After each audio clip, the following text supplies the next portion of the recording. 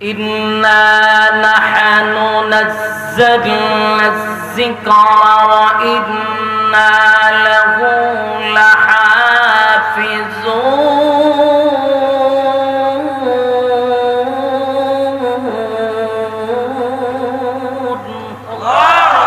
আল্লাহ বলেন নাজিল করছি আমি, তার হেফাজতের দায়িত্ব নিছি আমি। সুবহানাল্লাহ। যদি কোনো প্রধানমন্ত্রীর এত দায়িত্ব থাকতো, কি বুঝেন ২৪ সালে কোরআন পাইতেন আপনারা? পাইতেন না কেন? এক এক সরকার আইসা বলতো যে এই আয়াতগুলির দরকার নাই, উঠাইয়া দাও। তো সরকার যদি বলে উঠাইয়া দাও, রাখার ক্ষমতা কারো আসেনি? এই উঠাইয়া দাও করতে করতে ২০২৪ সালে আমরা দেখলাম বিসমিল্লাহ যে লিখতে বা লাগে, বাও নাই, এটা উঠাই দিছে। এই জন্য আল্লাহ বলেন নাজিল করছি আমি, দায়িত্বটাও নিছি আমি। আল্লাহ দায়িত্ব নেওয়ার কারণে ১৫০০ বছর আগে যেমন নাজিল ছিল কোরআন, এখনো আছে, একটা নক্তাও লড়ছে না। সুবহানাল্লাহ। সাধারণ কথা না। এজন্য কোরআন আমাদের জন্য হেদায়েত, কোরআন আমাদের জন্য একটা নূর। কোরআনের আইন অনুযায়ী চলা আমাদের জরুরি আছে না নাই?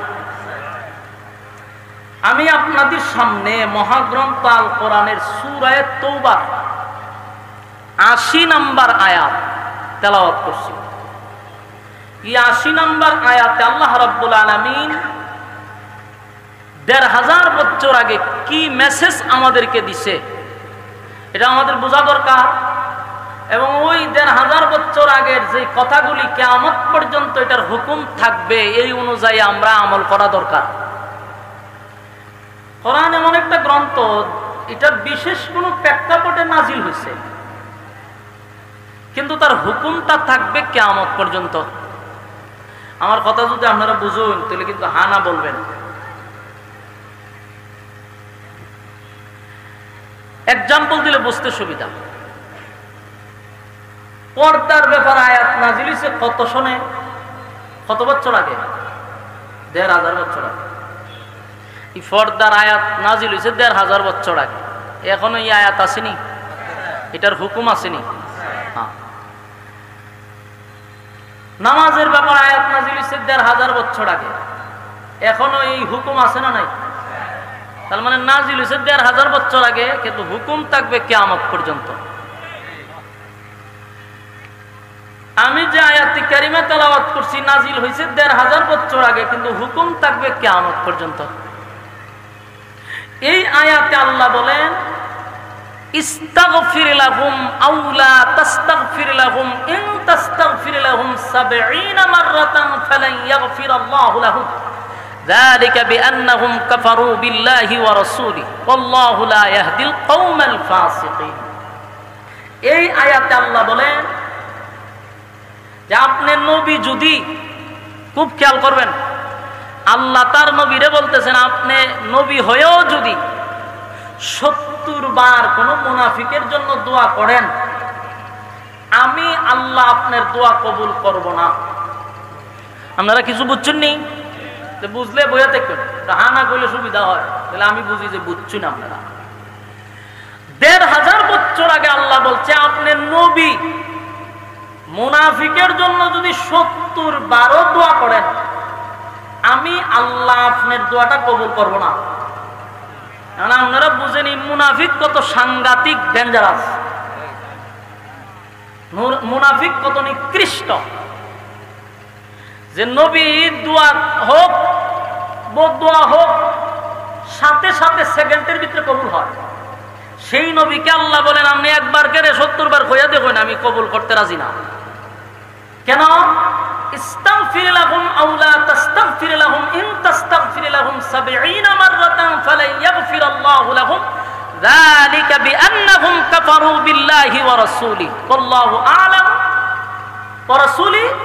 আল্লাহ বলেন যে মুনাফিক আল্লাহ এবং রাসূলের সঙ্গে, ফাসিকিন মুনাফিক আল্লাহ এবং রাসূলের সঙ্গে কুফরি করছে। এই জন্য তাদের জন্য যদি আপনি দরখাস্ত করেন, এই দরখাস্ত আমি মেনে নিব না, কবুল করব না। এখান থেকে আমরা বুঝতে পারলাম যে মুনাফিক সাধারণ কোন লোক না, এটা ডেঞ্জারাস। আল্লাহ রাসূল বলেন, ইহুদি বলো খ্রিস্টান বলো, ইসলামের যতটুকু ক্ষতি করছে এর থেকে বেশি ক্ষতিটা করছে মুনাফিক। এখন আসুন, মুনাফিক কারা? মুনাফিকের কোনো ধর্ম নাই। বলুন, মুনাফিকের কোনো ধর্ম নাই। নাস্তিকের যেমন কোনো ধর্ম নাই, মুনাফিকেরও কোনো ধর্ম নাই।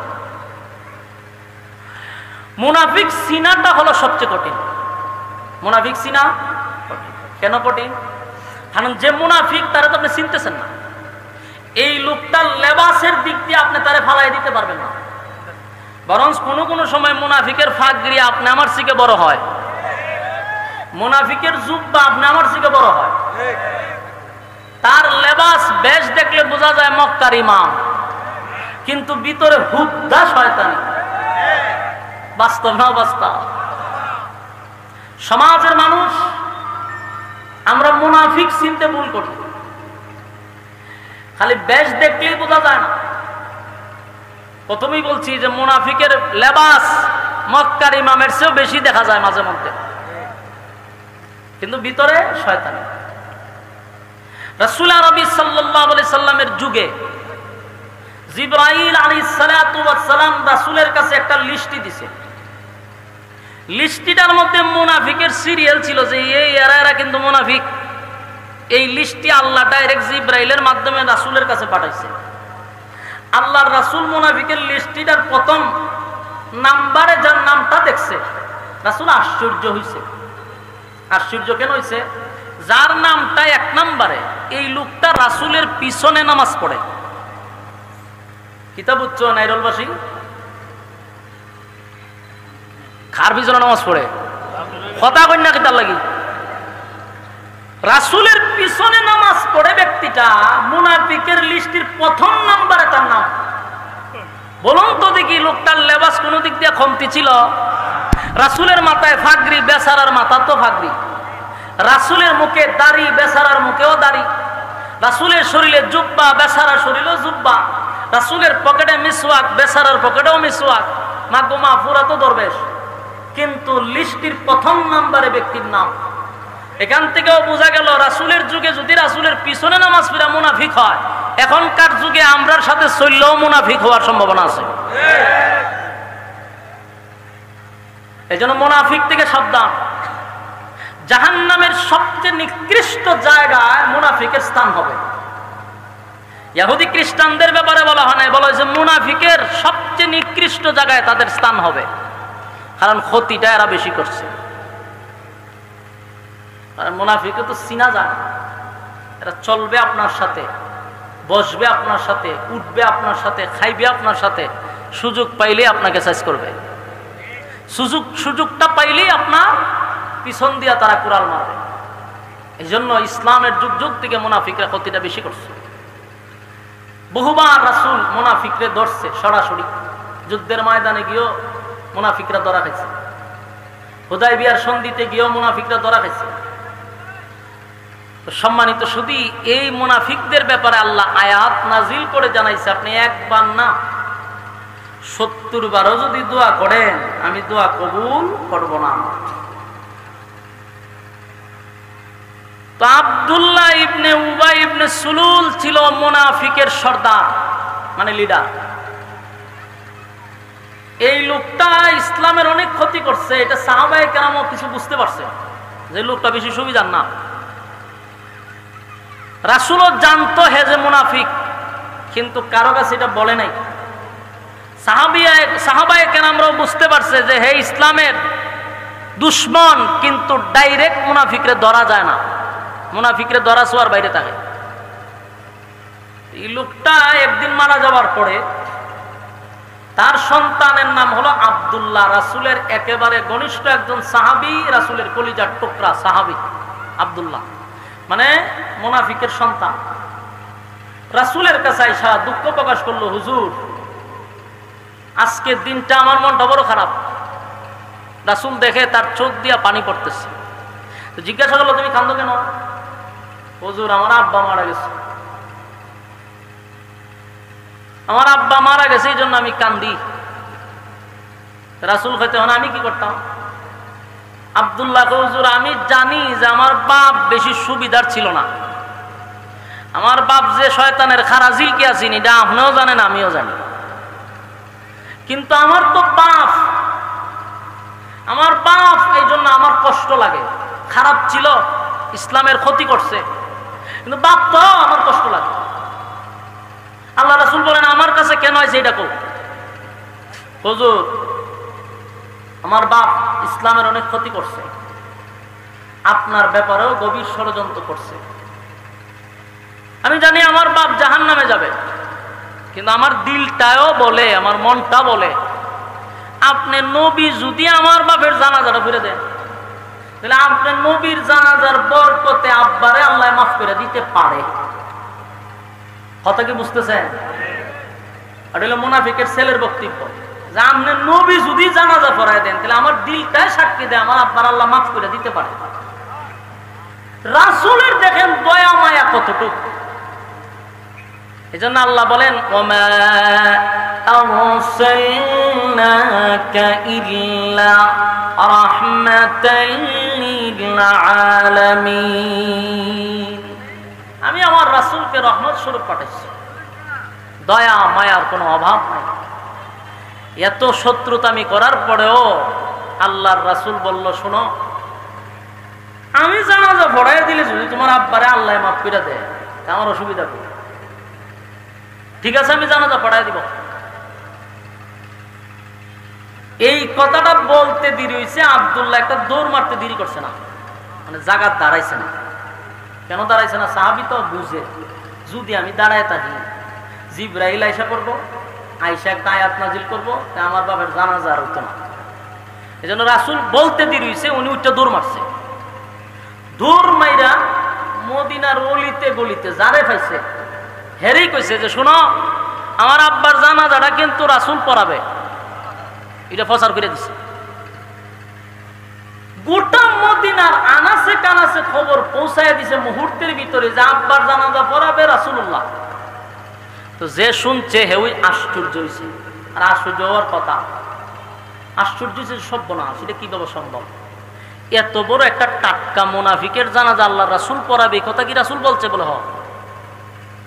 যে শুনে সেও আশ্চর্য, কেউ এটা মেনে নিতে পারতেছে না যে এত বড় একটা ইসলামের শত্রুর জানাজা রাসূল পড়াবে, এটা মেনে নেই কেমনে?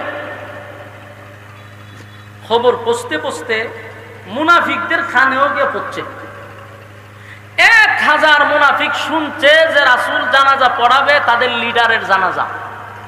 মুনাফিকরা করে সারা জীবন আমরা আব্দুল্লাহর পুত্র মুহাম্মদের বিরোধিতা করলাম, সারা জীবন ইসলামের ক্ষতি করলাম, সেই ইসলামের নবী জানাজা পড়াবে, আমাদের নেতা চল জানাজা দেখে আসে।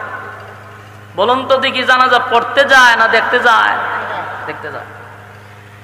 অন্যদিকে এই খবর গিয়ে হচ্ছে হযরত উমরের খানে। খলিফাতুল মুসলিমিন উমর নরম না গরম? গরম, সাংঘাতিক গরম। উমর শোনার পরে আর বরদাস্ত করতে পারতেছে না, খুব রাগ হইছে। হযরত উমরের সিদ্ধান্ত হলো, কখনোই হতে পারে না টাটকা মুনাফিক জীবনটা ভর ইসলামের ক্ষতি করছে, জীবনটা ভর আমার রাসূলুল্লাহর বিরুদ্ধে ষড়যন্ত্র করছে, এমন ব্যক্তির জানাজা রাসূল পড়াবে, হতেই পারে না। হযরত উমর জানাজার মাঠে দৌড়ে চলে গেছেন, গিয়া দেখে চতুর্দিক দিয়া মানুষের আনাগোনা শুরু হয়েছে। হযরত উমর ছিলেন সমস্ত সাহাবীদের মধ্যে ব্যতিক্রম, যে সবাই আসছে একরকম সুরত নিয়ে, আর হযরত উমরের চেহারাটা লাল হয়ে গেছে রাগে, বরদাস্ত করতে পারতেছে না।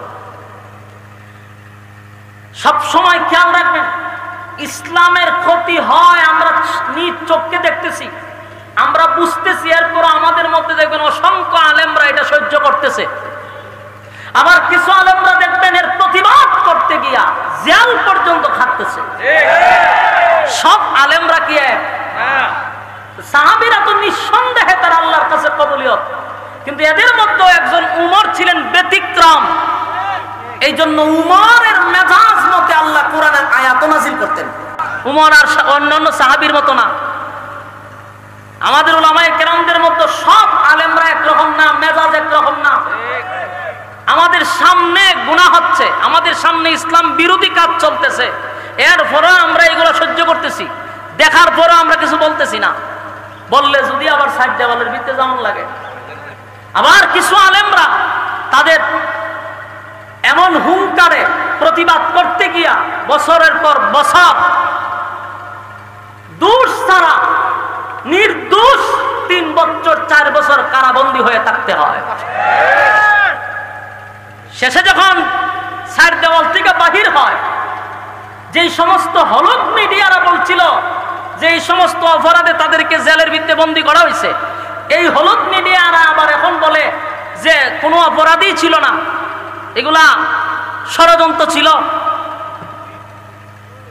তো সবার বক্তব্য একরকম হয় না। হযরত উমরের বক্তব্যটা ছিল সবার মধ্যে একটু আলাদা। হযরত উমর গিয়া দেখে সবাই তো আসছে জানাজা পড়বার লিগে, আর উমর গেছে রাসূলকে কিভাবে জানাজার থেকে বিরত করা যায়। এখন রাসূলের কাছে গিয়া ডাইরেক্টর রাসূলকে অর্ডার করতে পারে না, আদেশ করতে পারে না যে আপনি জানাজা পড়ায়েন না। রাসূলের কাছে গিয়া আদেশ করা যায় না, অর্ডার দেওয়া যায় না, এটা আদব। কিন্তু উমর তো ডাইরেক্ট গিয়ে রাসূলকে বলতে পারতেছেন, করতো কি, জানাজা আটকাইব কিভাবে? তখনই হযরত উমর আমার তেলাওয়াতকৃত আয়াতটা বারবার তেলাওয়াত করতে শুরু করছে। সুবহানাল্লাহ। কোন আয়াত? সূরা তাওবার 80 নম্বর আয়াত। বলুন কোন আয়াত? সূরা তাওবার 80 নম্বর আয়াত। হযরত উমর রাসূলের চতুর্দিকে ঘুরতেছে আর এই আয়াত পড়তেছে, ইস্তাগফির লাহুম আও লা তাস্তাগফির লাহুম ইন তাস্তাগফির লাহুম 70 মাররাতান ফালান ইয়াগফিরাল্লাহু লাহুম ذلك بأنهم كفروا بالله ورسوله والله لا يهدي القوم الفاسقين। এই আয়াত ঘুরতেছে আর পড়তেছে। সুবহানাল্লাহ। বারবার খলিফাতুল মুসলিমিন উমর যখন রাসূলের চতুর্দিকে ঘুরে আর আয়াতগুলি পড়তেছিল, আল্লাহর নবীর বুঝার আর বাকি নাই। নবীজি বুঝতে পারছে ওমর বারবার আমার চতুর্দিকে ঘুরে আর আয়াতগুলি কেন পড়তেছে। আল্লাহর নবীর চতুর্দিকে ঘুরে আর জুড়ে জুড়ে জুড়ে জুড়ে জুড়ে জুড়ে ইস্তাগফির লাহুম আও লা তাস্তাগফির লাহুম ইন তাস্তাগফির লাহুম 70 মাররাতান ফালান ইয়াগফিরাল্লাহু লাহুম ذلك بأنهم كفروا بالله ورسوله والله لا يهدي القوم الفاسقين। আয়াত কারিমা হযরত ওমর রাসূলের চতুর্দিকে ঘুরে আর আয়াতগুলি যখন পড়তেছিল, আল্লাহর নবী বুঝতে পেরে বলেন, ওমর রে, এই আয়াত তুমি আমার কান পর্যন্ত বারবার বারবার কেন পড়তেছ? এই আয়াতের মধ্যে আল্লাহ স্পষ্ট বলে দিল, আমি নবী যদি মুনাফিকের জন্য একবার নয় গো 70 বার যদি আমি মুনাফিকের জন্য দোয়া করি, আমার আল্লাহ আমারে ঘোষণা দিল 70 বার দোয়া করলেও মালিক আমার দোয়া মুনাফিকের জন্য কবুল করবে না। বুঝতে পারছি কেন বারবার বারবার এই আয়াত তুমি আমার কান পর্যন্ত পৌঁছায়া দিচ্ছ। আমার বোঝার বাকি নাই। ওমর রে, তুমি কি বোঝাইতে চাও? হযরত ওমর বলেন, নবী গো, ডাইরেক্ট তো আপনাকে কিছু বলতে পারি না, আপনি আল্লাহর পয়গম্বর, কিন্তু আমার ভিতরের জ্বালা যন্ত্রণা আর সহ্য করতে পারি না, আমি বরদাস্ত করতে পারি না। যেই লোকটা জীবনটা বর আপনি নবীর বিরোধিতা করল, জীবনটা বর ইসলামের ক্ষতি করল, যেই লোকটা আপনাকে মারার জন্য গভীর ভাবে ষড়যন্ত্র করল, কেমনে গো আপনি নবী তার জানাজা পড়ার জন্য মাঠে আসছেন? আমি ওমর বরদাস্ত করতে পারি না গো নবী, আপনাকে অর্ডার দিতে পারলাম না, এই জন্য আমি কোরআনের আয়াত আপনার কান পর্যন্ত বারবার পৌঁছায়া দিচ্ছি। এখন নবীজি আপনি এই মুনাফিকের জানাজা পড়ায়েন না গো নবী। আল্লাহর নবী বলেন, ওমর, এই আয়াতের মধ্যে রব্বে কারীম কোথাও, এই আয়াতের কোথাও তো আল্লাহ একবারও বলে নাই যে আমি জানাজার নামাজ পড়াইতে পারবো না। এই আয়াতের মধ্যে কি আছে কোথাও যে জানাজার নামাজ আপনি পড়ায়েন না? এই আয়াতে আল্লাহ বলছেন 70 বার দোয়া করলেও আমার মালিক দোয়াটা কবুল করবে না। কিন্তু আমার মালিক একবারের জন্য বলে নাই যে আমি নামাজ পড়াবো না। এ উম্মত, আমার আল্লাহ এত দয়া মায়া কেন দিল বল? আমি নবীর ভিতরে এত মায়া, আমার মালিক বলছে 70 বার দোয়া করলেও দোয়াটা কবুল করবে না। কিন্তু আমি নবীর ভিতরে এত মায়া, এত দয়া আল্লাহ কেন দিল? আমার মনটা চায় রে, আমার মনটা চায়, আমার মালিক 70 বার বলছে, আমার মনটা চায় আমি 100 বার গুনাহগারের জন্য দোয়া করি। আমার মালিক যদি 100 বার দোয়া করার বরকতে আমার গুনাহগার উম্মতকে মাফ করে দেয়, আমি রাসূল খুশি। জোরে কোন সুবহান। এ যুবক ভাই, এ নবীর কত মায়া দেখছনি?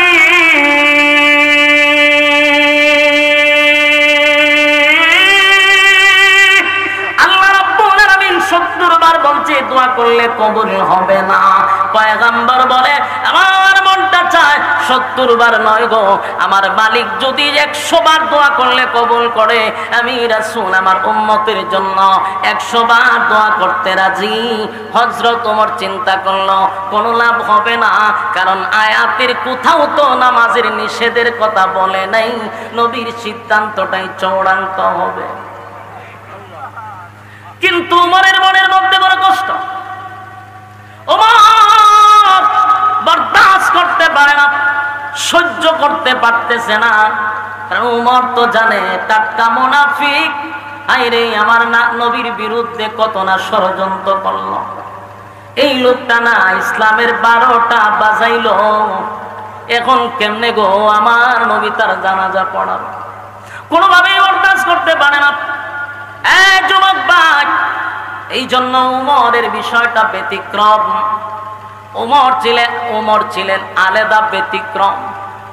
যদি নবীর পরে কোন নবী আসতো তাহলে আল্লাহর নবী বলেন উমর রে আল্লাহ নবী বানায়া দিত। জোরে কোন সুবহান। মেজাজ ছিল মারাত্মক। ইসলামের ব্যাপারে যদি কেউ কটূক্তি করে হযরত ওমর এটা বরদাস্ত করতে পারত না।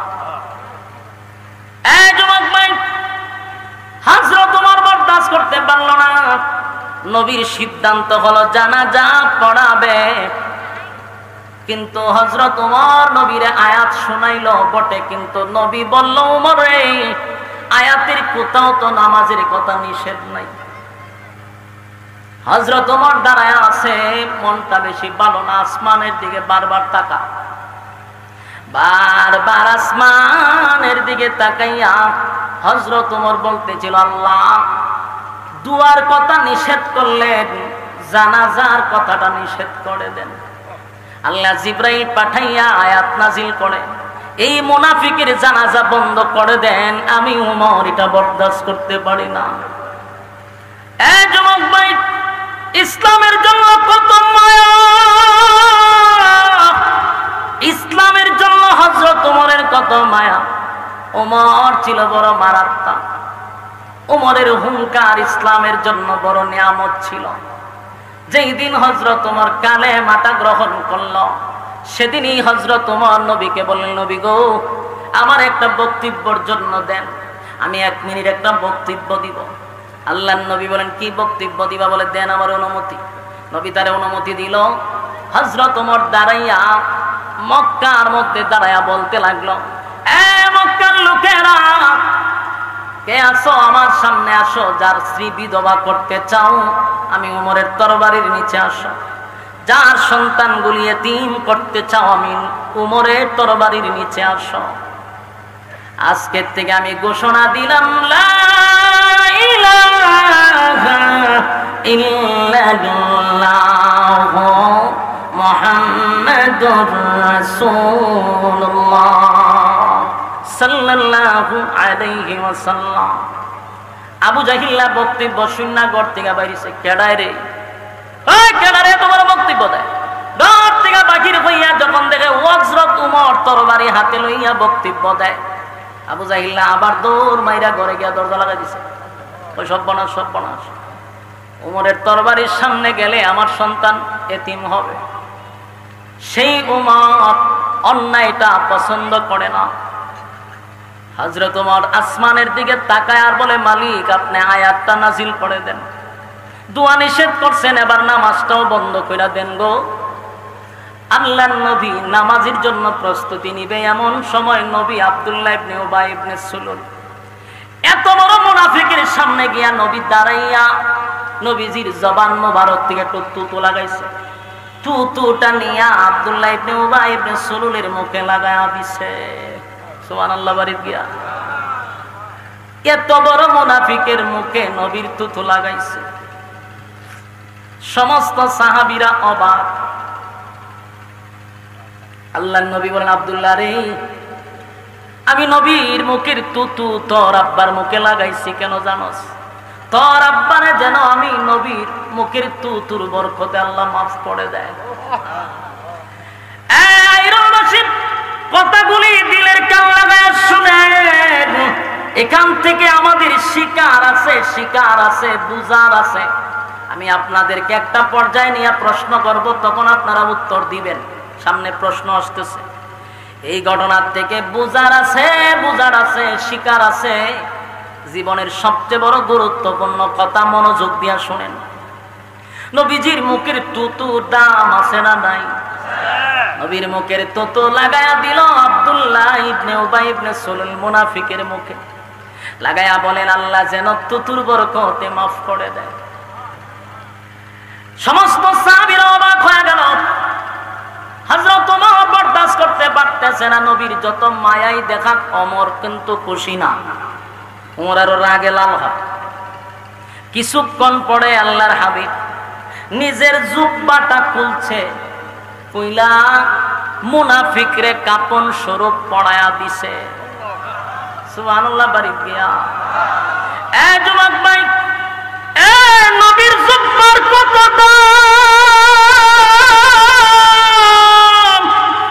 দাম, কত দাম, কত দাম। নবীর জুব্বা সাধারণ নয় গো, নবীর জুব্বাটা সাধারণ নয়। সাহাবীরা এমন দৃশ্য দেখিয়া মাটিতে পইরা গইরাইয়া গইরাইয়া গইরাইয়া কান্দে আর বলে, সাহাবী হইয়াও নবীর জুব্বা পাইলাম না, নবীর জুব্বাটা পাইলাম না। একটা টাটকা মুনাফিক হইয়া কেমনে গো নবীর জুব্বাটা পাইল? বরদাস্ত করতে পারি না। সাহাবীরা গইরাইয়া কান্দে, গইরাইয়া কান্দে। হযরত ওমর আরো রাগান্বিত হয়ে গেল। কেমনে রে, এত বড় মুনাফিক নবীর মতো একটা পয়গম্বরের জুব্বা একটা মুনাফিকে পাইলো, আমি কেমনে বরদাস্ত করি? সাহাবীরাও কান্দে, আমরা জুব্বা পাইলাম না, মুনাফিকে কেমনে জুব্বা পায়? সুবহানাল্লাহ। আল্লাহর নবী বলেন, আব্দুল্লাহ শুন, আমি তোর আব্বারে জুব্বা কেন দিলাম জানোস নি? তোর আব্বারে জুব্বা কেন দিলাম জানোস? আমি এমনি এমনি তোর আব্বারে জুব্বা দেই নাই। বদরের যুদ্ধে যখন সাহাবীরা শাহাদাত বরণ করছে, হায় রে, তাদেরকে কাপন পরানোর মতো কোনো কাপন নাই। সাহাবীরা নিজের শরীরের জুব্বাগুলি খুলে খুলে সাহাবীদেরকে কাপন পরাইয়া দাফন করতেছে। এমন সময় আমার চাচা আব্বাস রাদিয়াল্লাহু তাআলা মোটা ছিল, স্বাস্থ্যবান ছিল, লম্বা ছিল, যার তার জুব্বা আমার চাচার পরনে লাগে না। আব্দুল্লাহ রে, সেদিন তোর আব্বা চোখ শরমে লজ্জায় নিজের জুব্বাটা খুলে আমার চাচারে কাপন স্বরূপ পড়ায়া দিছিল। আমি তোর আব্বার কাছে ঋণী ছিলাম, আজকে আমি নবীর জুব্বাটা দিয়া ঋণ থেকে আমি মুক্ত হয়ে গেলাম। একটা জবান বন্ধ রাখবেন না, জোরে কোন আল্লাহু আকবার। আরো জোরে কোন আল্লাহু আকবার। ইমানের অবস্থায় বলেন আল্লাহু আকবার। আমার নবীর কত মায়া দেখছনি। একটা মুনাফিক রে নবীর জুব্বা পরায়া দিল গো, নবীর জুব্বা পরায়া দিল, নবীর জুব্বা পাইল মুনাফিকে। আর নবী বলেন, আমি আমার জুব্বা তোর আব্বারে পড়ায়া দিলাম, আমি তোর আব্বার মুখে তুটাও লাগায়া দিলাম। উপস্থিত সাহাবীরা কান্দে, এই দৃশ্য দেখে আফসোস করে। এমনকি হযরত ওমর রাগে রাগান্বিত হইয়া চতুর্দিকে তাকায় আর আসমানের দিকে তাকায় আর বলে, মালিক, জানাজার নামাজ বন্ধ করে দেন। আল্লাহর হাবিব সেখানে উপস্থিত 1000 মুনাফিক, 1000 মুনাফিক এই জানাজার নামাজে উপস্থিত হইছে। জানাজা পড়ার জন্য নয় গো, জানাজা দেখার জন্য আসছে। কথা কি বুঝতেছেন? জানাজা দেখার জন্য আসছে। কেন?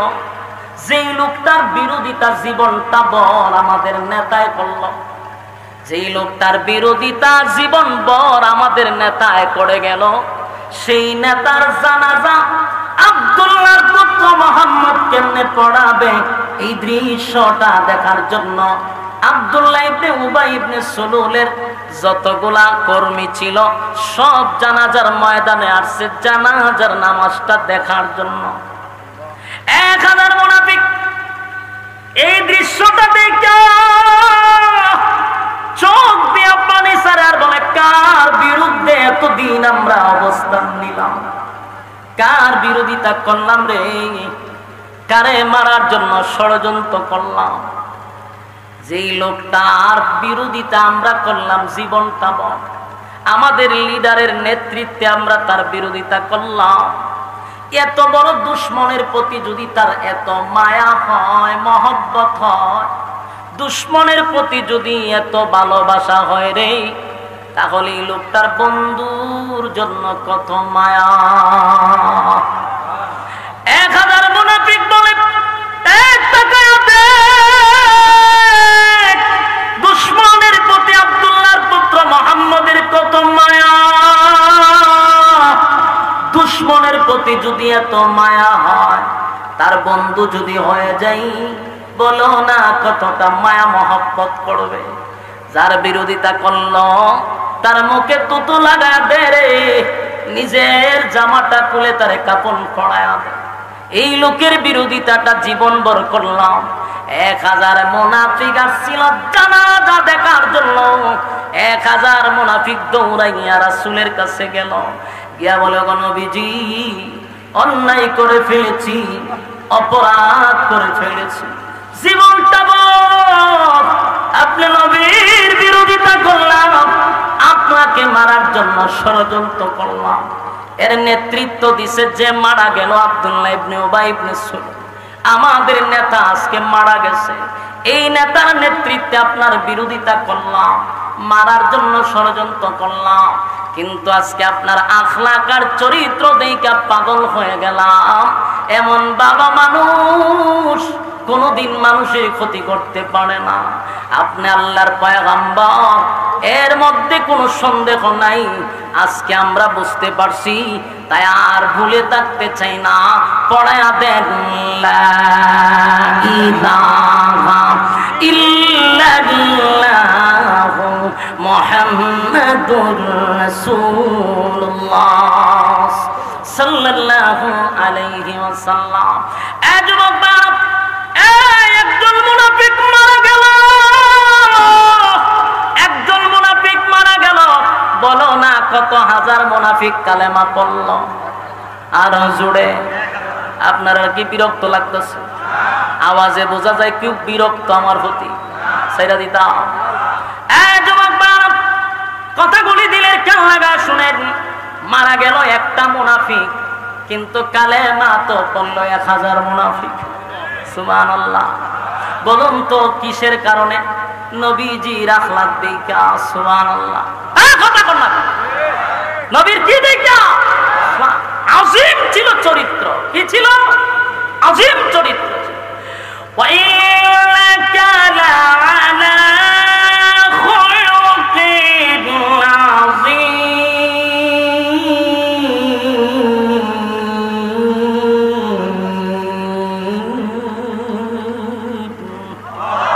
আজিম চরিত্র। নবীর চরিত্র দেখা 1000 মুনাফিক কালেমা পড়ছে। কথা বল না দিন। তোমার আর আমার চরিত্র দিকে মানুষ আরো খারাপ শয়তান হয়। বাস্তব না বাস্তব? আফসোস, নবীর তরিকা অনুযায়ী আমরা যারা চলি, আমরা বোঝা দরকার নবীর শুধু আখলাক আর চরিত্র দিকে হাজার হাজার বেঈমান কালেমা পড়ছে। কথা কয় না দি? আমরা যারা নবীর আদর্শ অনুযায়ী চলতে চাই, আমাদের চরিত্র ঠিক করা দরকার। কথা হয় না দি? আজকে আমাদের আখলাক দেখলে ইসলাহ না হইয়া আরো ইসলাম হয় মানুষ না, কষ্ট পাইতেছ? বাস্তবতার দিকে বলতেছি।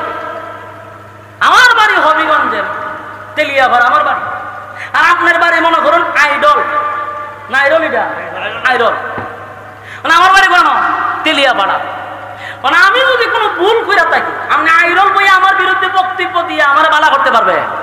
কথা কই না দি? আপনার ভিতরে যদি উম্মতের প্রতি এত দরদই থাকে, উম্মতের প্রতি এত মায়াওই থাকে, আপনার উচিত আইডল থেকে আমার কাছে যাওয়া। আমার কথাটা আপনারা একটু মনোযোগ দিয়ে শুনেন। আমি জানি বিরুদ্ধে আছে অনেক, কিন্তু বালিশের সঙ্গে মাথা লাগায় কথাগুলো একটু অ্যানালাইজ করেন। আপনার যদি উম্মতের প্রতি মায়া মহব্বত থাকে, তাহলে আইরন না তাকে আমরা যাইবেন তেল্লাবারে গিয়ে আমারে বুঝাইবেন যে আমি ভাই উম্মতের দরদি, আপনারা আমি ইসলাহ করতে আসছি। কিন্তু আপনার বাড়ি আইরন, আমার 14 গোষ্ঠী আপনি কেন বই উদ্ধার করতেছেন সোশ্যাল মিডিয়ার সামনে। এটা যখন আমার কাছে যাইবে আমি দেখবার, তখন আপনার প্রতি আমার ভক্ত শ্রদ্ধা বাড়বে না কমবে? কারণ আপনার উদ্দেশ্য তো আমার ইসলাহ করার না, আপনার উদ্দেশ্য হইল সব সময় আপনি আলোচনায় থাকতে চান। আপনি যখন দেখেন আপনার আর কোনো টপিক নাই, আপনি যখন দেখেন আপনার আলোচনার আর কোনো সূত্র নাই, তখন করতেন কি? একটা না একটা কথা বললে তো আপনি ট্রেন্ডিং এ থাকতেইব। তখন আপনি মানুষের দোষগুলা টান্না টান্না আইন না বিভিন্ন মঞ্চে বৈশা ওই 100 কিলোমিটার দূরের বিরুদ্ধে আপনি লাগাই দিচ্ছেন। এর দ্বারা ইসলাহ হয় না, বরং ইসলাহ হয়। এটা উম্মতের প্রতি আপনার দরদ না, উম্মতের প্রতি আপনার দরদ নয়। এগুলা কতদিন আর চলবে? এবার বন্ধ হওয়া দরকার। কথা কন, বন্ধ হওয়া। রাসূলের উম্মতের প্রতি যদি আপনার দরদ থাকে, মায়া থাকে, মহব্বত থাকে, তাহলে আপনি আমার কাছে যাইবেন, আমি আপনার কাছে যাব। যদি আমার উদ্দেশ্য থাকে ভালো, আর আমার উদ্দেশ্য হইলে আমি সব সময় একটা আলোচনায় থাকতে চাই, তাহলে তো আমার যে কোনো একটা টপিক তো গায়ে বাই করতেই হবে, যে আমার আলোচনা থাকতেই হবে।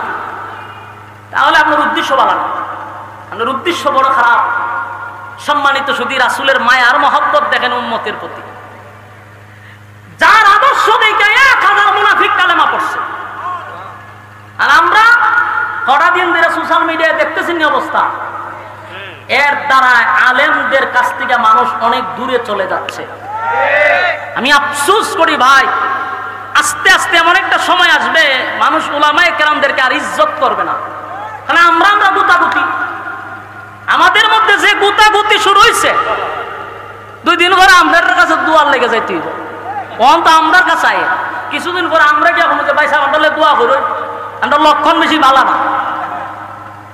ফান থেকে চুন ফললো খামড়াই দিলা কে রে ভাই, তোমার ভিতরে যদি দরদ থাকে তুমি পার্সোনাল নাম্বারে ফোন দাও।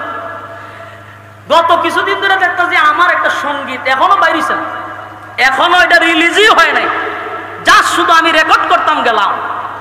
এটা 30 সেকেন্ডের ভিডিওটা সারা হয়েছে, এটা নিয়েও সমালোচনা শুরু করে দিছে, এখনো রিলিজই হয়েছে না। কেন? তোমার আর অন্য কোনো আলোচনা নাই। সারাটা দিন বইয়া খালি খার কোন দোষ আছে এটি বইয়ে বইয়ে নোট করে ডায়েরিতে। এরপরে এই নোটটা দেয় মিডিয়ার কাছে যে তুই কিন্তু সময় মতো আমার কাগজটা ধরাই দিস, কারণ আমার কিন্তু এখন আলোচনা থাকতে পারতেছে না, কারণ বড় বড় বাংলার বাগরা বাইরিছে, এখন আমার খাওয়া নাই, আমার মার্কেটে খাওয়াই তুইব। আর খাওয়াইতে গেলে আমার কাছে কাগজ দিস, আমি কিছু আলোচনা থাকতে হইব, কারণ ভাইরাল ব্যক্তিদের ব্যাপারে যদি কথা না বলি তো আমি তো ভাইরাল হইতাম না। এই মন মানসিকতার থেকে বাইরে আসতে হবে, এই কুরুচিপূর্ণ মন মানসিকতার থেকে বেরিয়ে আসতে হবে। ইজ্জতের জায়গায় আছেন, ইজ্জতের জায়গায় থাকেন। একটা সময় মানুষ মাথা, বাংলাদেশের মানুষ যত চিনেন, সম্মান দিতে দিতে আসমানও তুলে আবার জুতা দা পিডায় আপনি সালাম।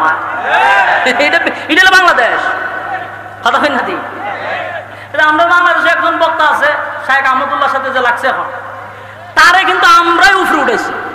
কারণ আমরা এবার নিচে লামাইতেছি, কেড়ে কত আবেগ কেড়ে আপনারা উড়াইবার সময় স্মরণ থাকে না, লামাইবার সময় আপনারা স্মরণ থাকে না। এগুলো হইল গিয়া বাউতাবাদী ছাড়া কিছু না। একটা ফেসবুকে কিন্তু নাস্তিকরাও থাকে, রামবামরাও থাকে, খালি আলেমরা থাকে না। আমরা যে খামরা খামরি শুরু করছি, ফলাফল কিন্তু ভালো হবে না। আমার ক্ষুদ্র জ্ঞান থেকে বলি, একজনকে রাহবার মেনে বাংলাদেশের রাস্তা আমরা চলবো, যারে রাহবার মাইনা। কথা কোন ঠিক কিনা? এখন যেহেতু বাংলার বাঘ ফিরে আসছে, আমরা তারে রাহবার হিসেবে মানি, অসুবিধা। একজনের নেতৃত্বে চলেন, গুতাগুতি বাদ দেন, বাদ দিয়া চলেন সামনের দিকে, আমাদেরকে দেখাইবার মতো কেউ থাকবে না। আর যেইভাবে খামরা খামরি শুরু হয়েছে, আমরা ফতনও বেশি সময় না। আল্লাহ আমাদের হেফাজত করুক। সম্মানিত সুধী, রাসূল সাল্লাল্লাহু আলাইহি সাল্লামের শুধু আখলাক আর চরিত্র দিকা 1000 মুনাফিক ছিল তামসা দেখবার লাগিয়া, তামসা দিকা কালেমা পড়ে নিছে। সুবহানাল্লাহ, এলা আদর্শ, রাসূলের আদর্শ ছিল। তো এখন মুনাফিকরা কালেমা পড়ছে, তেমন সবাই খুশি না? কথা বলেন না? জানাজার মাঠে সবাই খুশি, হয় সভ্য নাই, 1000 মুনাফিক কালেমা পড়ছে, সবাই খুশি। কিন্তু একজন মানুষ আরো রাগে রাগান্বিত হয়েছে, উনি হলেন হযরত উমর। উনি রাগ হইল কেন? উনার রাগটা আরো বাড়ছে। কেন বাড়ছে? যে এতক্ষণ রাসূল আমাকে বলছে যে আয়াতের মধ্যে আল্লাহ বলছে শুধু দোয়া নিষেধ করছে, কিন্তু জানাজার কথা তো নিষেধ করে নাই।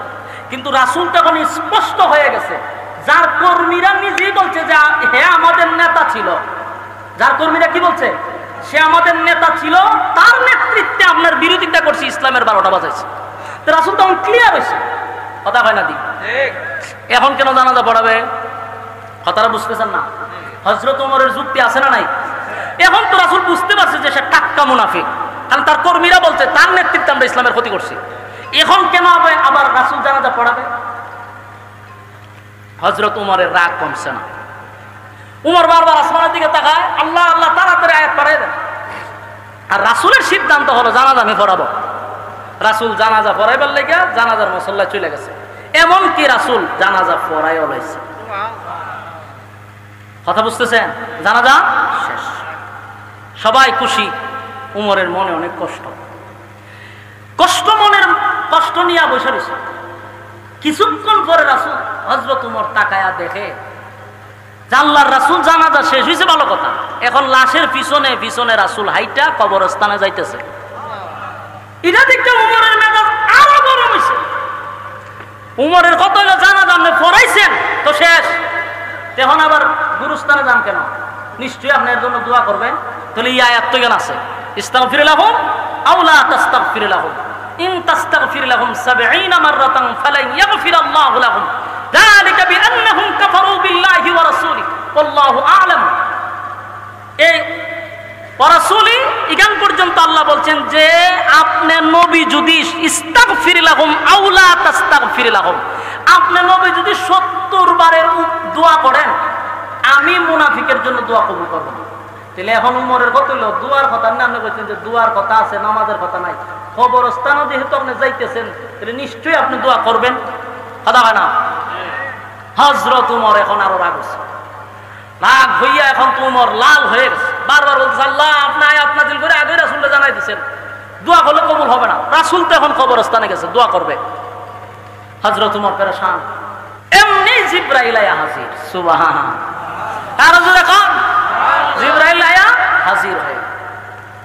জিবরাইল বলেন আগে নবীজি দোয়াটা করেন, পরে আগে শুনেন আয়াত নাজিল হয়ে গেছে।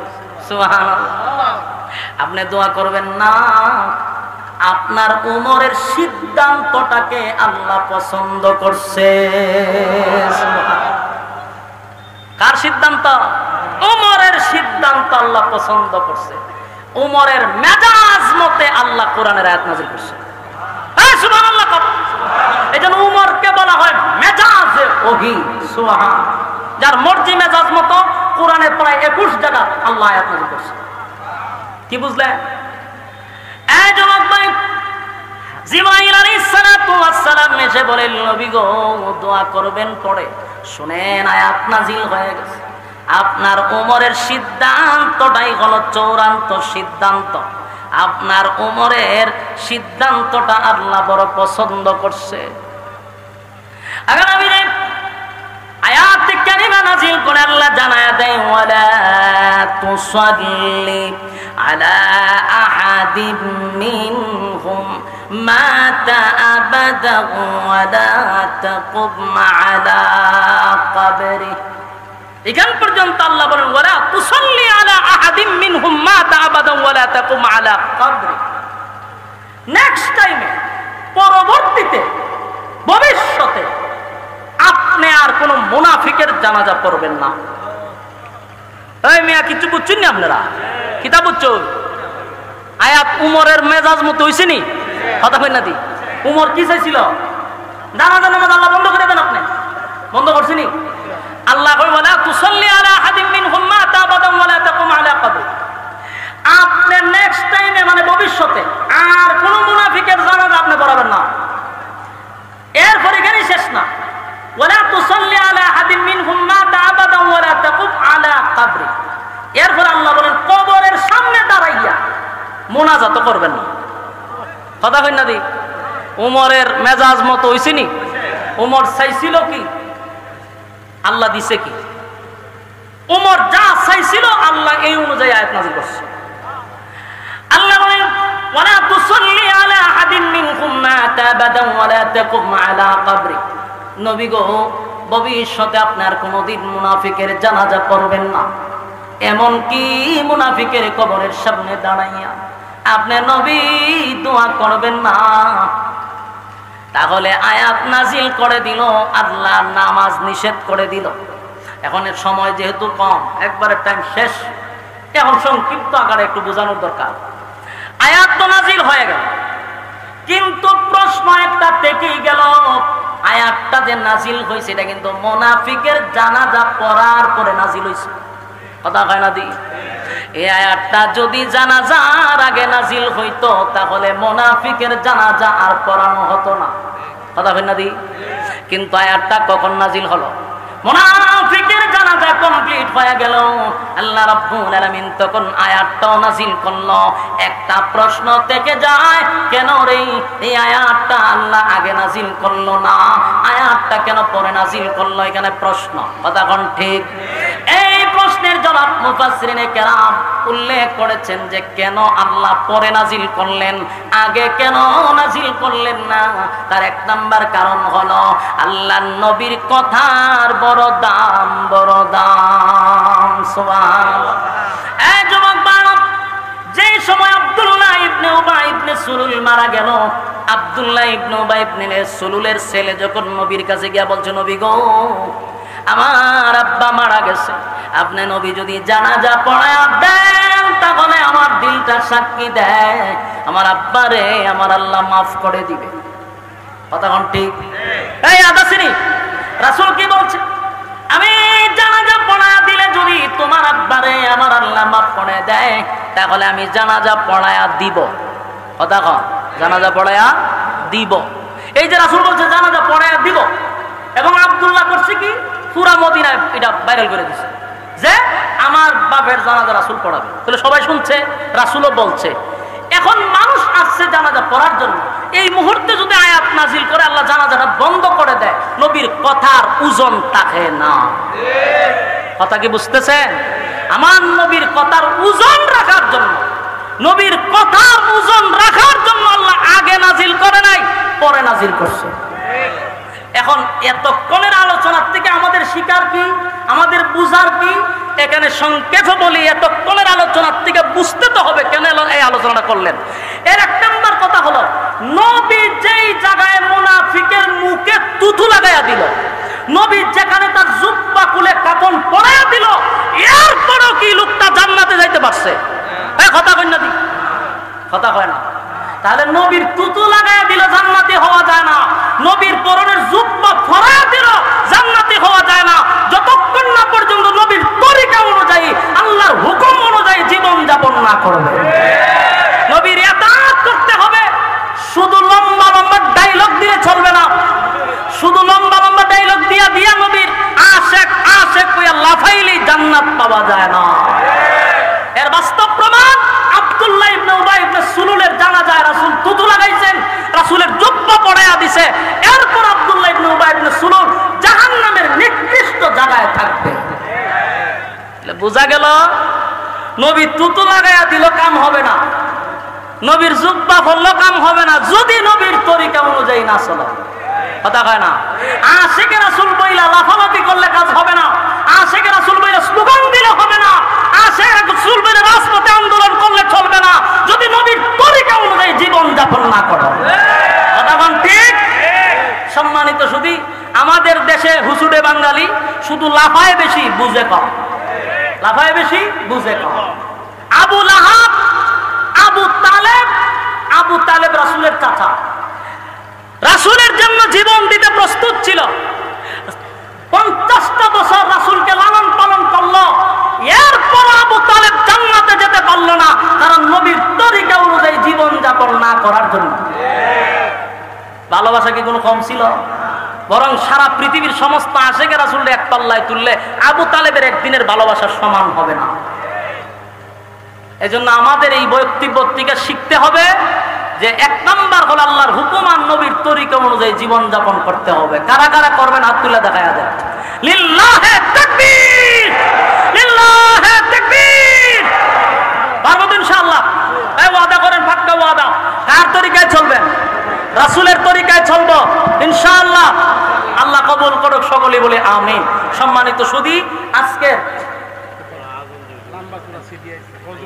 এই ভাই আমনে তো আমার মহব্বতের মানুষ, বুঝুন না? আপনি কিরামান কাতিবিনতে সামনে দেখতে বুঝলেন, এখানে সবাই আমার শুভাকাঙ্ক্ষী না।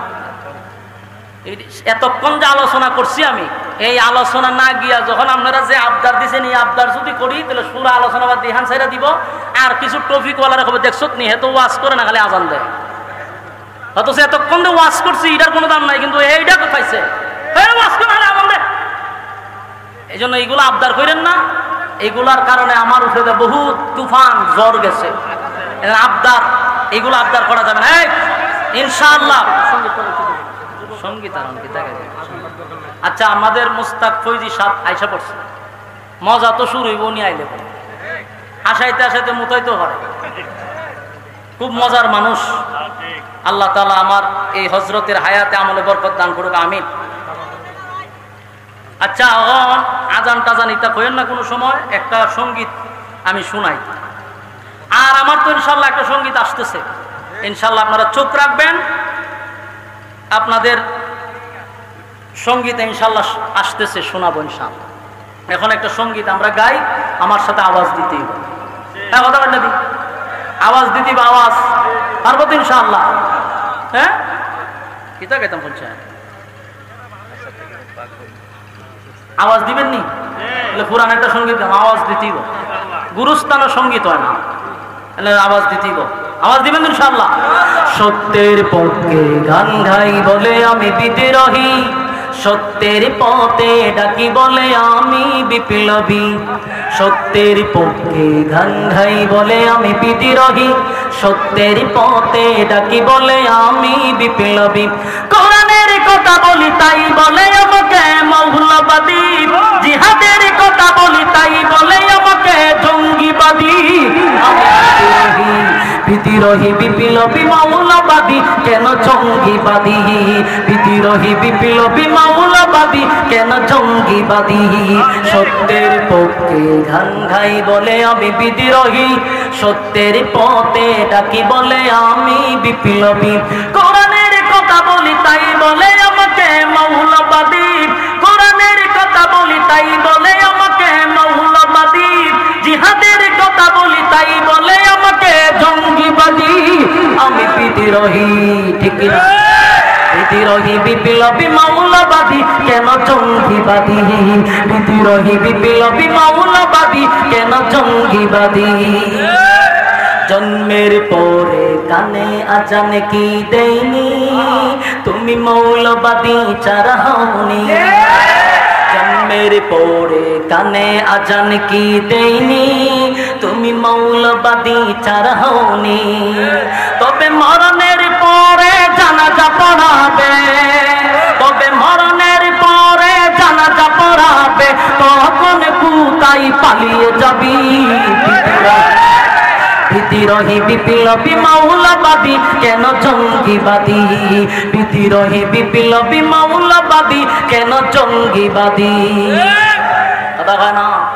কি মনে করে ওই হনুমান দাড়ি টুপি দেখলেই তালেবান? কি মনে করে ওই হনুমান দাড়ি টুপি দেখলেই তালেবান? তবে সিংহের চেয়েও বেশি ভয় পায়, তবে সিংহের চেয়েও বেশি ভয় পায় মাথায় পাগড়ি দেখে যদি বিদ্রোহী বিদ্রোহী বিপ্লবী মৌলবাদী কেন জঙ্গিবাদী? বিদ্রোহী বিপ্লবী মৌলবাদী কেন জঙ্গিবাদী? কথা ঠিক না? বেহায়া নারীর ওই কেমন কথা, ইসলাম মানে ওদের মাথা ব্যথা। বেহায়া নারীর ওই কেমন কথা, ইসলাম মানে ওদের মাথা ব্যথা। ঠিক বাস্তব না বাস্তব? বেহায়া নারীর ওই কেমন কথা, ইসলাম মানে ওদের মাথা ব্যথা। তবে পর্দার কথা যদি বলি, তবে পর্দার কথা যদি বলি, তখন হই আমি ফতুয়াবাজি। বিদ্রোহী বিপ্লবী মৌলবাদী কেন জঙ্গিবাদী? বিদ্রোহী বিপ্লবী মৌলবাদী আমি জঙ্গিবাদী। সত্যের পক্ষে গান্ধাই বলে আমি বিদ্রোহী, সত্যের পথে ডাকি বলে আমি বিপ্লবী। কোরআনের কথা বলি তাই বলে আমাকে মৌলবাদী, জিহাদের কথা বলি তাই বলে আমাকে জঙ্গিবাদী। আমি বিদ্রোহী বিদ্রোহী বিপ্লবী মৌলবাদী কেন জঙ্গিবাদী? বিদ্রোহী বিপ্লবী মৌলবাদী কেন জঙ্গিবাদী? বিদ্রোহী বিপ্লবী মৌলবাদী আমি কেন জঙ্গিবাদী?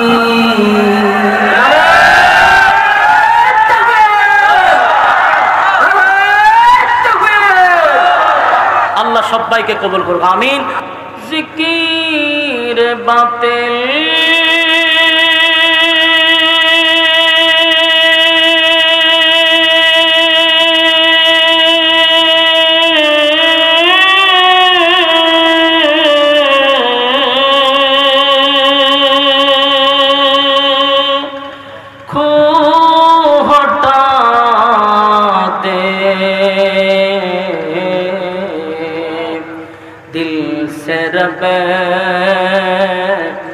जिक्र में तेरे लगा दे रोज शाब ला इलाहा इल्लल्लाह ला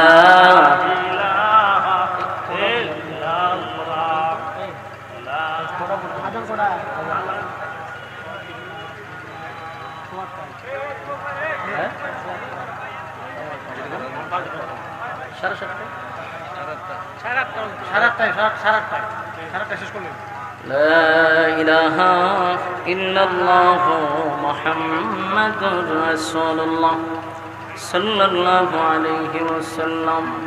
আলহামদুলিল্লাহ, আল্লাহ পাকের অসংখ্য গণিত শুকরিয়া, যিনি অত্যন্ত দয়া মায়া করে আইরন পূর্ব পাড়া নূরে মদিনা জামের মসজিদ ও যুবক বৃন্দদের উদ্যোগে আয়োজিত আজকের এই মাহফিলে আসার বসার তৌফিকটুকু দান করেছেন। এই জন্য সর্বপ্রথম শুকরিয়া আদায় করছি, আলহামদুলিল্লাহ। আজকের এই মাহফিলে সভাপতিত্ব করছেন হযরত মাওলানা শফিউল্লাহ সাহেব দামাত বরকাতুহুম, হযরত মাওলানা মুফতি আবু মুসা আল মাহদি সাহেব দামাত বরকাতুহুম সহ আজকের মাহফিলের প্রধান মেহমান আলহাজ মোহাম্মদ মঈনুদ্দিন মঈন সাহেব, সংসদ সদস্য ব্রাহ্মণবাড়িয়া 2 সরাইল আশুগঞ্জ। আজকের মাহফিলের যিনি মধ্যমণি পীরে কামেল হযরত মাওলানা মুস্তাক ফৈজি পীর সাহেব দামাত বরকাতুহুম আপনাদের মাঝে চলে আসছে, আলহামদুলিল্লাহ। খুশি না বেজার? অলরেডি হুজুর চলে আসছে। ওয়াজ করেছেন আমার অত্যন্ত মহব্বতের আপনাদের এলাকার সুপরিচিত আমার বড় ভাই হযরত মাওলানা মুফতি আবুল কাশেম হাশিমি সাহেব দামাত বরকাতুহুম, মুহতামিম আইরন ইসলামিয়া মাদ্রাসা, হযরতের বয়ান আপনারা এতক্ষণ শুনছিলেন। ধারাবাহিকভাবে আপনাদের এই মাহফিলের আলোচনা চলতে থাকবে ইনশাআল্লাহ। আপনাদের আজকের মাহফিলের প্রধান অতিথি চলে আসছে। লক্ষ কোটি দুরুদ এবং সালাম আল্লাহর সৃষ্টির প্রধান আকর্ষণ জনাবে মুহাম্মদুর রাসূলুল্লাহ সাল্লাল্লাহু আলাইহি ওয়াসাল্লামের উপর। সম্মানিত সুধী, অত্যন্ত গুরুত্বপূর্ণ একটা মজলিস, ফজিলতপূর্ণ একটা মজলিস, বরকতপূর্ণ একটা মজলিস, উলামায়ে কেরামদের মজলিস, আল্লাহ ওয়ালাদের মজলিস। যতক্ষণ প্যান্ডেলটার ভিতরে থাকবেন গুনাহ না হওয়াটাই সম্ভব। প্যান্ডেলের বাহিরে গিয়া রাস্তাঘাটে ভিড় করলে গুনাহ হওয়াটা সম্ভব। তাই গুনাহমুক্ত এক পরিবেশে আমরা বসতে পারছি, আলহামদুলিল্লাহ।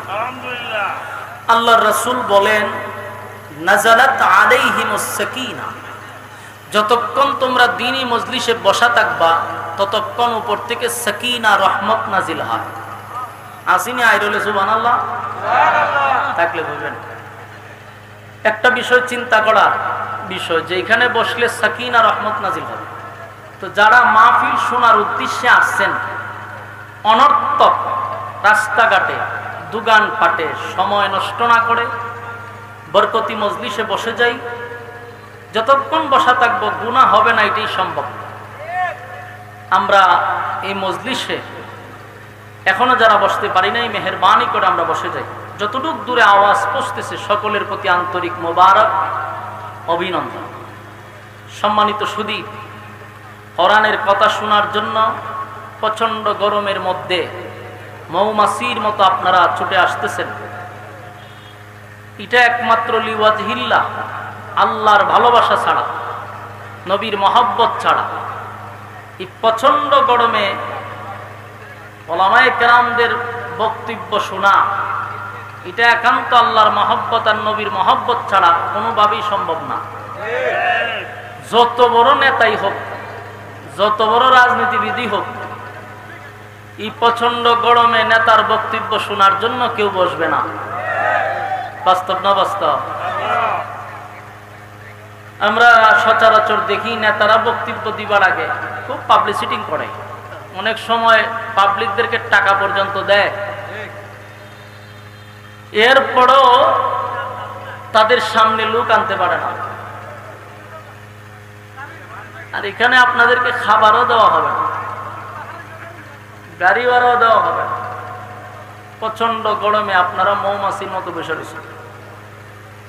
আল্লাহর ভালোবাসা, নবীর মহব্বত আপনাদের ভিতরে আছে, এই জন্য মৌমাছির মতো এসে বসে গেছেন। প্যান্ডেলের শেষ মাথা পর্যন্ত পর্যাপ্ত পরিমাণ আওয়াজ আসেনি? ঠিক আছে। সম্মানিত সুধী, কোরআন এমন একটি গ্রন্থ যা নাজিল হয়েছে ১৫০০ বছর আগে, এখনো আছে, কিয়ামত পর্যন্ত থাকবে। এই ১৫০০ বছরের ভিতরে একটা নক্তা, জব, জের, ফেশ এদিক সেদিক হয়েছে নি পর্যন্ত? হয় নাই। কেন হয় নাই? কারণ দায়িত্ব কোনো মানুষের হাতে না, কোরআনের দায়িত্বটা স্বয়ং আল্লাহর হাতে। যদি এটা কোনো মানুষের হাতে থাকতো তাহলে ২০২৪ সালে বিসমিল্লাহর বাও আমরা তালাশ করে পাইতাম না, উঠতে যেতে পারবে। দায়িত্বটা আল্লাহ নিজে নিছেন। এজন্য আল্লাহ বলেন, मेराज की सरकार खुदा तुमको दिखाया, अल्लाह ने बनाया तुम्हें, अल्लाह ने बनाया तुम्हें सुल्तान मदीना, देखना दे मुझे मंजर गुलजार मदीना। ऐ खत्म रसूल फखरे उलम शाह मदीना, देखना दे मुझे मंजर गुलजार मदीना। সম্মানিত উপস্থিতি, এ পর্যায়ে আমাদের সামনে পবিত্র কোরআন এবং হাদিস থেকে গুরুত্বপূর্ণ নসিহত পেশ করবেন হযরতুল আল্লাহ হযরত মাওলানা হাফেজ কারি শোয়েব আহমদ আশরাফি সাহেব দামাত বারাকাতুহুম, মহাপরিচালক মদিনাতুল উলুম আশরাফিয়া মাদ্রাসা হবিগঞ্জ সিলেট। হুজুরকে হুজুরের আলোচনা করার জন্য মাহফিল কমিটির পক্ষ থেকে সবিনয় অনুরোধ করছি।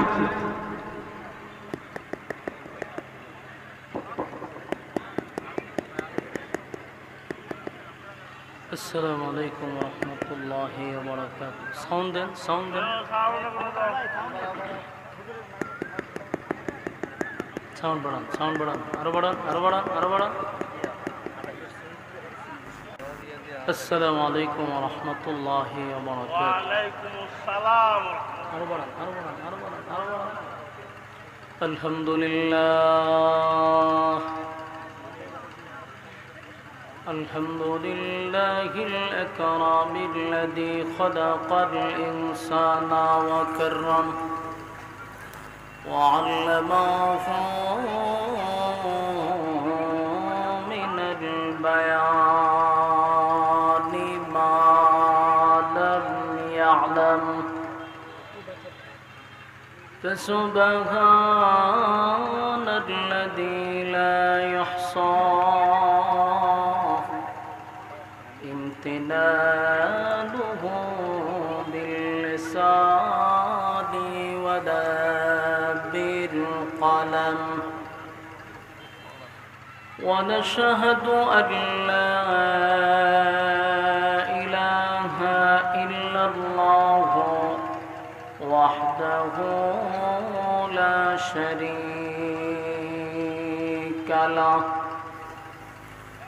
وأشهد أن سيدنا وسندنا وحبيبنا ومولانا محمدا عبد الله ورسوله أرسله بالحق بشيرا ونذيرا وداعيا إلى الله بإذنه وسراجا منيرا.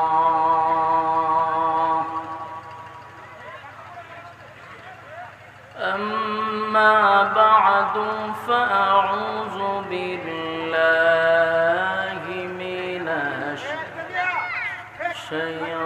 الشيطان الرجيم. بسم الله الرحمن الرحيم.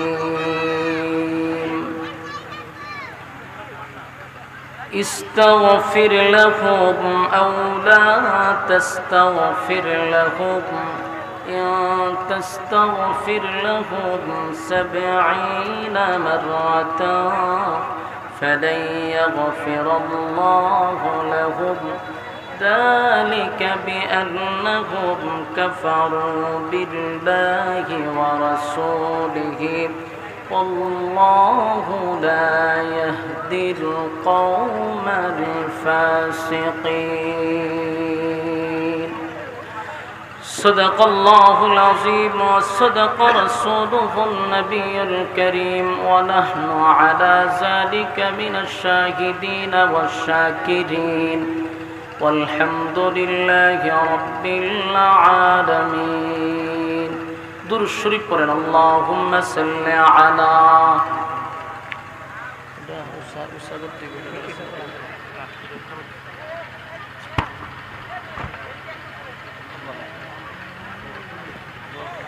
محمد وعلى آل محمد كما صليت على إبراهيم وعلى آل إبراهيم إنك حميد مجيد.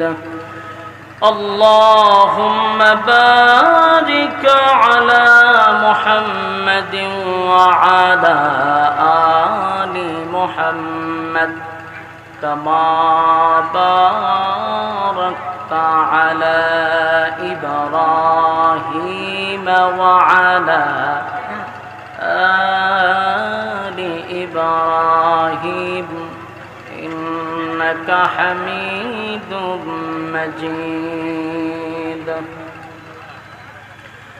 मेरा दिल तलब रहा है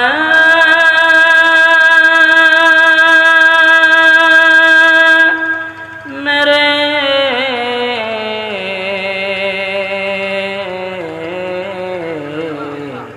जल रहा है सीना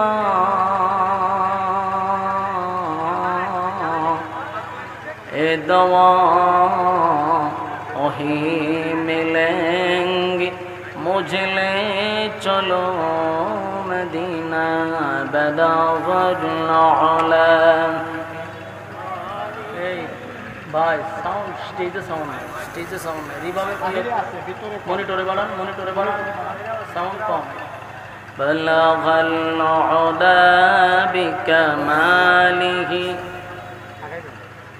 साथ करते बहाल कर सुनते जमीन ना जो सा करते बहाल कर तू सा करेंगे अल्लाह वल्लुदा बिकमालिही कशफत तुजा बिजमालिही हसनत जमीअ क़िसा আমার মাদ্রাসার জন্য একটু দোয়া করবেন আমার মাদ্রাসাটা একটু সুযোগ পেলে দেখতে আসবেন সবার কাছে দোয়া চেয়ে নিচ্ছি আসসালামু আলাইকুম ওয়া রাহমাতুল্লাহি ওয়া বারাকাতুহু সম্মানিত উপস্থিতি মাঠে নামাজ হবে এখন আযান